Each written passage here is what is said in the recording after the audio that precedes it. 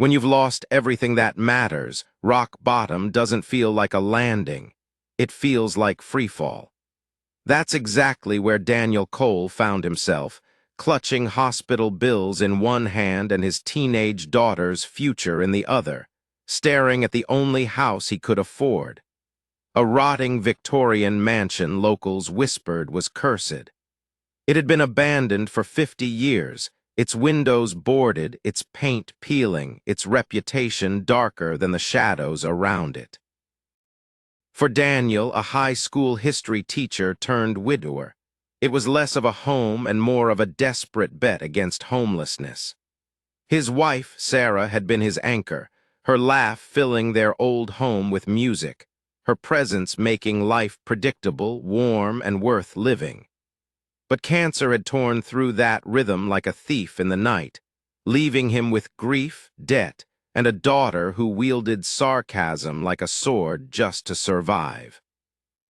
Meera, 16, sharp-eyed and sharper-tongued, stood beside the family's overstuffed Honda Civic and stared at the mansion as if daring it to collapse on them. "Dad, this looks like the Addams family house had a baby with a haunted prison," she muttered. Daniel forced a smile, because what else could he do? He told her it had good bones, though even he wasn't convinced. What neither of them knew then was that beneath its sagging floors and condemned walls, the house carried a secret worth hundreds of millions, a secret powerful enough to change the world and dangerous enough to kill for. Life inside the mansion started as survival, peeling wallpaper, broken plumbing, and an eerie stillness that seemed more watchful than abandoned.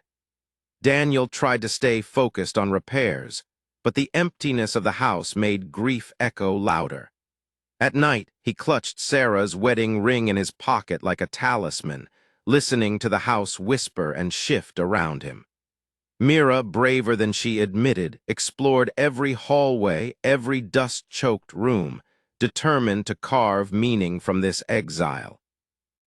2 weeks in, while running her hands along the carved molding of a built-in bookshelf in the library, she found something impossible: roses carved into the wood that rotated like gears. A puzzle. With a click, the entire bookshelf swung inward, revealing a hidden staircase swallowed in darkness. Daniel's heart hammered. Hidden passages weren't unheard of in Victorian homes, but this was deliberate. Armed with flashlights and trembling curiosity, they climbed.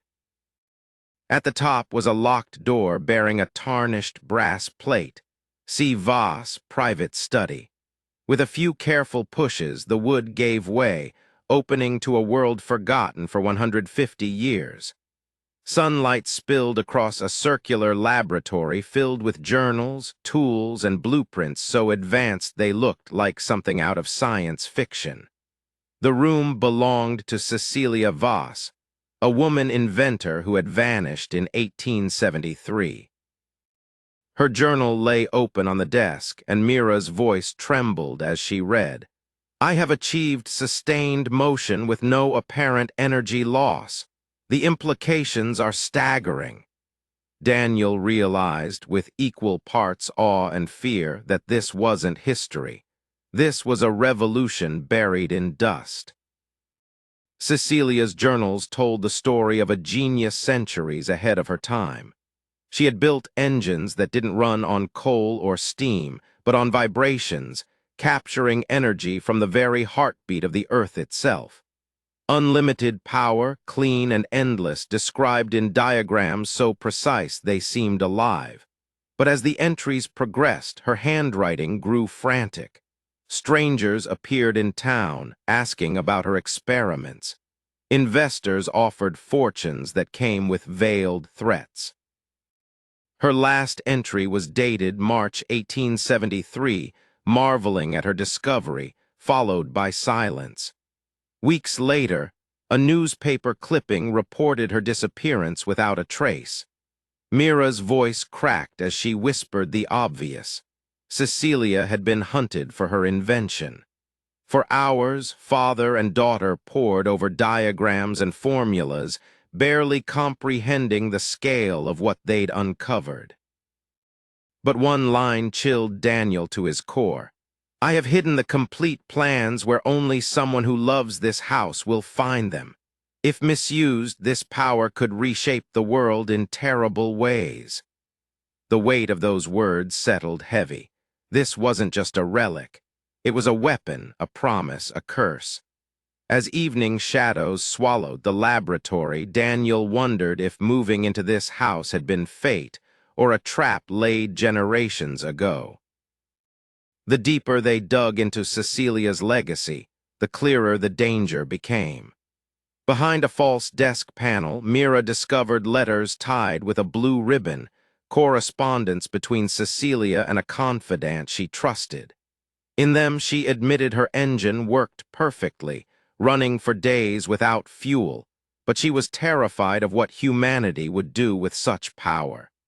She wrote of a group called the Industrial Advancement Consortium, wealthy industrialists who had tried to buy her out and then threatened her life. They weren't after knowledge for progress.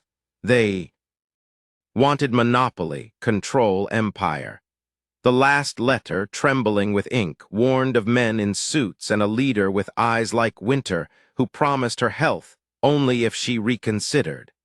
The parallels to the present were impossible to ignore when Daniel realized their contractor, Marcus Webb, wasn't just any handyman.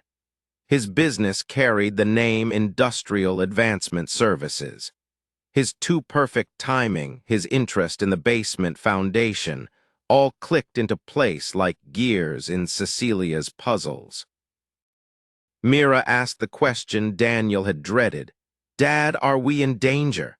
Before he could answer, headlights swept across their driveway. 3 vehicles, 6 men. Polite knocking followed. "Mr. Cole," a voice called. "I believe we have an appointment. We're very interested in what you've found." Surrounded in their own home, Daniel and Meera faced the same storm Cecilia had once faced. Only this time the hunters had arrived at the door. But instead of a bloody standoff, what unfolded shattered Daniel's expectations.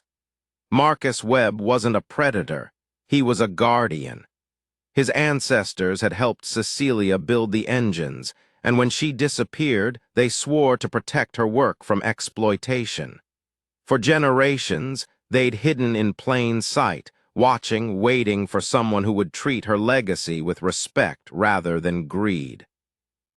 The vibrations in the basement wall, Marcus explained, were the hum of Cecilia's largest engine, still running, perfectly concealed for 150 years. Daniel reeled as Webb's men revealed themselves not as mercenaries, but descendants of craftsmen sworn to secrecy. The truth was staggering. Millbrook itself was a community built around Cecilia's secret, half its residents descendants of those protectors, each waiting for the day someone worthy appeared. And Webb believed Daniel was that person. But worthiness came with a price.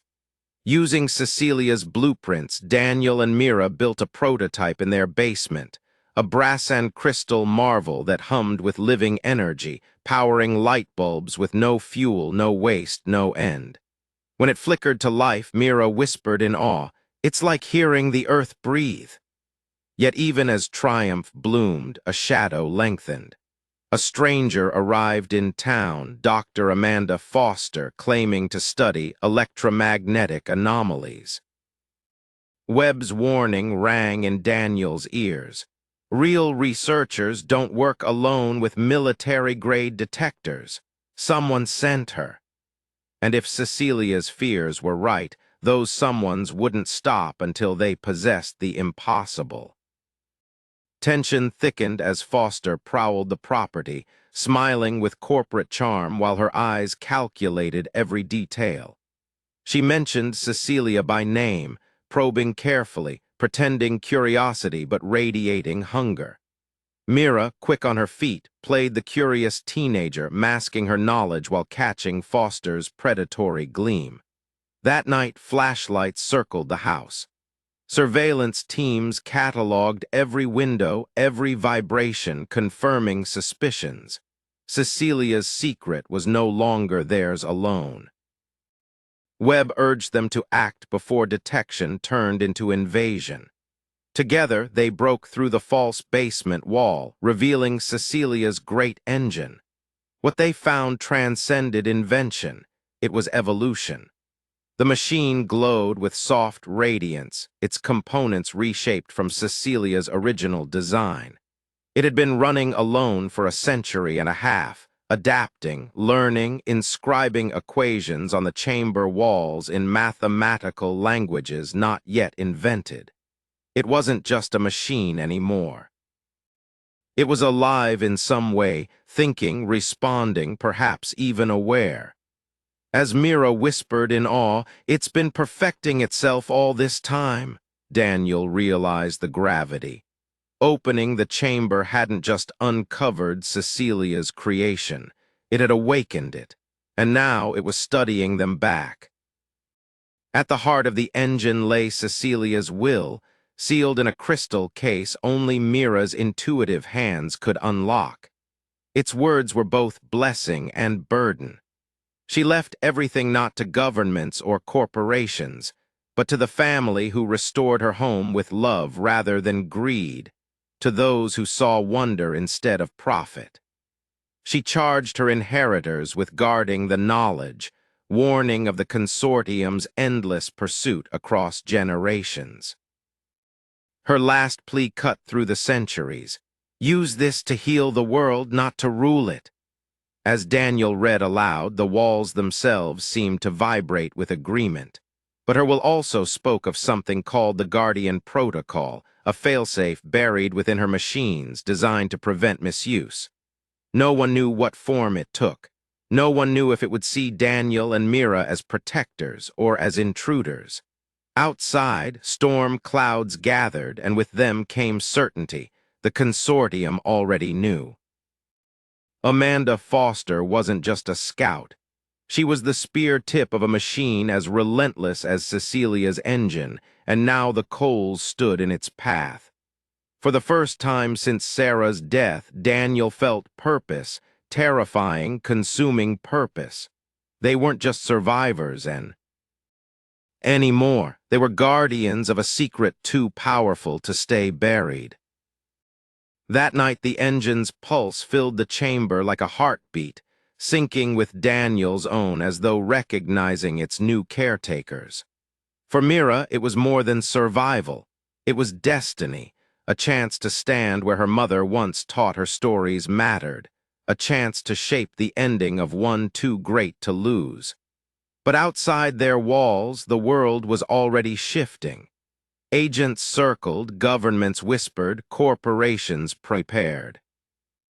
The mansion had become the fulcrum of a battle between greed and hope, and in its center stood a grieving father and his daughter.